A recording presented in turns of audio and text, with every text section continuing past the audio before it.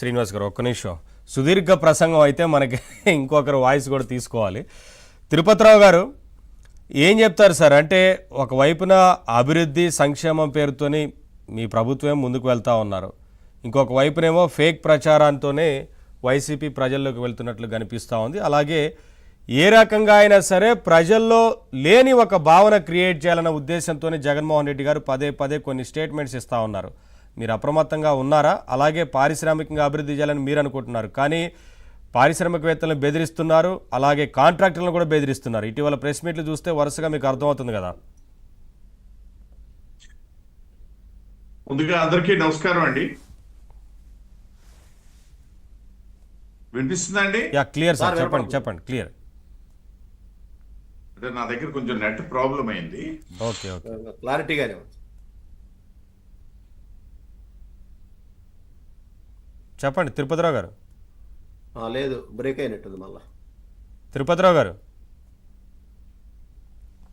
సరే, మనం కనెక్ట్ అయ్యాక మాట్లాడదాం సార్. ఉంది అధికారంలో సార్ ఇప్పటి వరకు మీ వాయిస్ బ్రేక్ అయింది, ఇప్పుడే స్టార్ట్ అయింది మీది, మాట్లాడండి. అయితే ఎక్కడైనా అధికార పక్షం ప్రతిపక్షం పొగడాలని చెప్పేసి ఎప్పుడు కోరుకోదండి. అవును. పర్టికులర్ గా భారతీయ జనతా పార్టీ ఈ దేశ చరిత్రలో 1951 నుండి ఏ పార్టీ అంటే ఈవెన్ మాకు కేంద్రంలో ఎప్పుడు ఏదన్నా ఫైటింగ్ ఉందని అంటే కాంగ్రెస్ తో, ఆ కాంగ్రెస్ పార్టీ కూడా భారతీయ జనతా పార్టీ ప్రతిపక్ష పాత్ర పోషించినటువంటి సందర్భాలు రాష్ట్రంలో అవ్వచ్చు, దేశంలో అవ్వచ్చు, అన్నిసార్లు అది ప్రతిపక్ష పాత్ర పోషించాల. అంటే స్వతంత్ర భారత్ చరిత్రలో ఎక్కువ పర్యాయాలు ఎక్కువ రాష్ట్రాల్లో అయితేనేమి కేంద్రంలో అయితేనేమి ప్రతిపక్ష పాత్ర పోషించినటువంటి పార్టీ భారతీయ జనతా పార్టీ. మేము ఏ సందర్భంలో కూడా అంటే ఒక సందర్భంలో మాకు బద్ధ శత్రువులైనటువంటి లెఫ్టిస్టులు ఒకవైపు మద్దతు ఇస్తే మేము ఒకవైపు మద్దతు ఇచ్చి ప్రభుత్వాన్ని నడిపాము. ఆ సందర్భంలో కూడా ప్రభుత్వాన్ని మేమే అడ్డగోలుగా మేము మద్దతు ఇస్తున్నాం కదా అని చెప్పేసి అడ్డగోలుగా వాళ్ళకి ఏం సంబంధించాల. చాలా సందర్భాల్లో మేము విమర్శించాము. ఆ విమర్శల నేపథ్యంలో మళ్ళీ విడిపోవడం కూడా జరిగింది. అంటే నేను చెప్పొచ్చేది ఏంటంటే ప్రతిపక్ష పాత్ర పోషించాల్సినటువంటి పార్టీ ప్రతిపక్ష పాత్ర పోషించాలా, అధికార పార్టీని ఎప్పుడు పొగడాల్సిన పని లేదు. పర్టికులర్ గా రాష్ట్రంలో కూటమి ప్రభుత్వం ఇవాళ మేము వాళ్ళని పొగడమని అడగట్లా, ఖచ్చితంగా విమర్శించమని అడుగుతాం. మాకేం పొగడాల్సిన పనిలే, ఎందుకంటే మేము చేసింది చెప్పుకోవడానికి 3 పార్టీలు సిద్ధంగా ఉన్నాం. నిన్న నా భూతో నా భవిష్యత్ అన్న రీతిలో అనంతపురంలో జరిగినటువంటి సభ సాక్షిగా 3 పార్టీల నేతలు ఇచ్చినటువంటి సందేశం, వెళ్ళినటువంటి ప్రజల్లోకి వెళ్ళినటువంటి తీరు, ప్రజలు ఆమోదించినటువంటి తీరు, ఇవన్నీ మాకు ఉన్నాయి. కాబట్టి మేమేదో జగన్మోహన్ రెడ్డి మాకు విమర్శించకూడదు, మాకేమై పొగడాలా అని చెప్పేసి కోరుకోవాల్సినటువంటి అవసరం మాకు లేదు.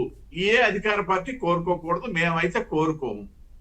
కానీ గమనించాల్సినటువంటి విషయం ఏంటనేసి అంటే నీవు అధికారంలోకి వస్తావో పోతావో చస్తావో అన్న మాట నేను అనకూడదు.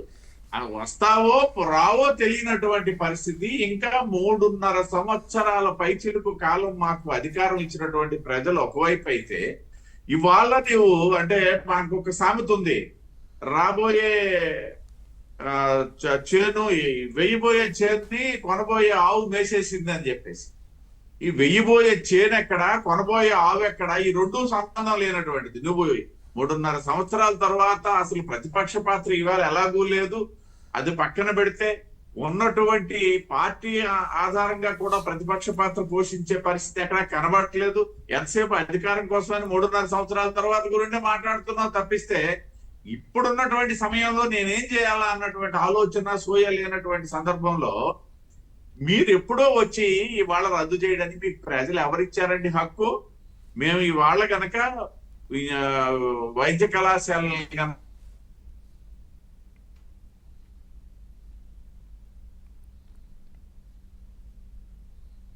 ఫ్రీజ్ అయింది. కట్ అయినట్టుంది. తిరుపతిరావు గారు మీ ఆడియో కట్ అవుతుంది, రావట్లేదు సార్. దైనీ స్థితిలో ఉంటే వాటిని బయటపడేయడానికి వాళ్ళు మా ప్రభుత్వం ప్రైవేట్ పార్ట్నర్షిప్ లో పూర్తి చేస్తాము అని చెప్పి ముందుకు వస్తే, ఒకవైపు నీవు ఎప్పుడో వస్తానని చెప్పేసి వచ్చిన వాళ్ళని రద్దు చేస్తామని చెప్పేసి బ్లాక్ మెయిల్ చేసే అధికారం ఈ రాజ్యాంగం గాని ఈ రాష్ట్ర ప్రజలు గాని నీకు ఇవ్వలేదు. నీకు ఆ హక్కు లేదు. ఇంకొక విషయం, ఏమన్నా నువ్వు నియంతగా ఒకవేళ ప్రవర్తించి రేపు ఎప్పుడైనా నీ కర్మ ఖాళీ ఈ రాష్ట్ర కర్మ ఖాళీ ఏమన్నా నువ్వు అధికారంలోకి వచ్చినా సరే, నువ్వు ఒకవేళ రద్దు చేసినా సరే, ఈ దేశంలో ప్రజాస్వామ్యబద్ధంగా ఉన్నటువంటి న్యాయస్థానాలు ఉన్నాయి. న్యాయస్థానాలను ఆశ్రయించే హక్కు ప్రతి పౌరుడికి ఉంది. ఇవాళ పెట్టుబడులు పెట్టే పెట్టుబడిదారులకు ఉంది. న్యాయస్థానాలు చూస్తూ ఊరుకుంటాయా? నువ్వు రద్దు చేస్తే రద్దు అయిపోతుంది అనుకుంటున్నావా?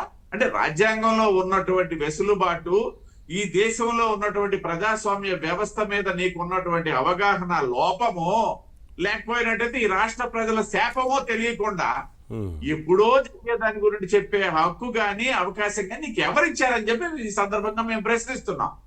ఒకవైపేమో కూటమి ప్రభుత్వానికి సంబంధించి మీరు ఏం భరోసా ఇస్తారు ఇది చెప్పండి.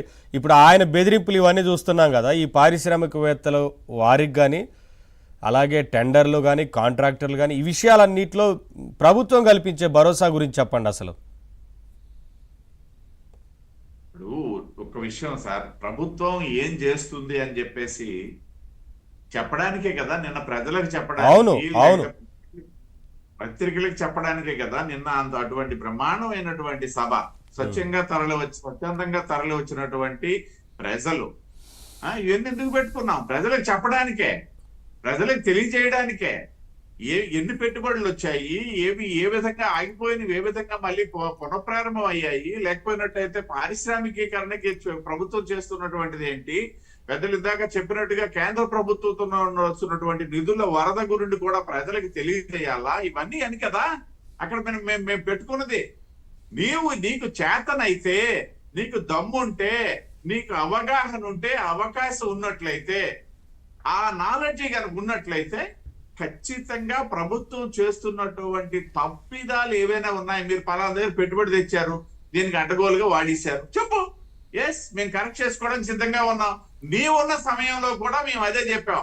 అయ్యా, ఈ రాష్ట్రం తాలూకా అభివృద్ధి కుంటుపడిపోయింది. నీవు ఒకవైపు నవరత్నాలు అనుకుని వెళ్తున్నావు, ఒక్కొక్క రత్నం రాలిపోతుంది, ప్రజలకు ఒరిగేదేమీ లేదు, నువ్వు చెయ్యు అని చెప్పాం. నీకు ఇవాళ చేతనైతే అటువంటి నిర్మాణాత్మకమైనటువంటి సలహాలు. సార్ తిరుపతిరావు గారు, మీ ఆడియో కంటిన్యూస్గా బ్రేక్ అవుతా ఉంది. సార్ రావు గారు, టెండర్ల విషయంలో గతంలో రివర్స్ టెండరింగ్ పేరుతోని తీసుకొచ్చి, అంటే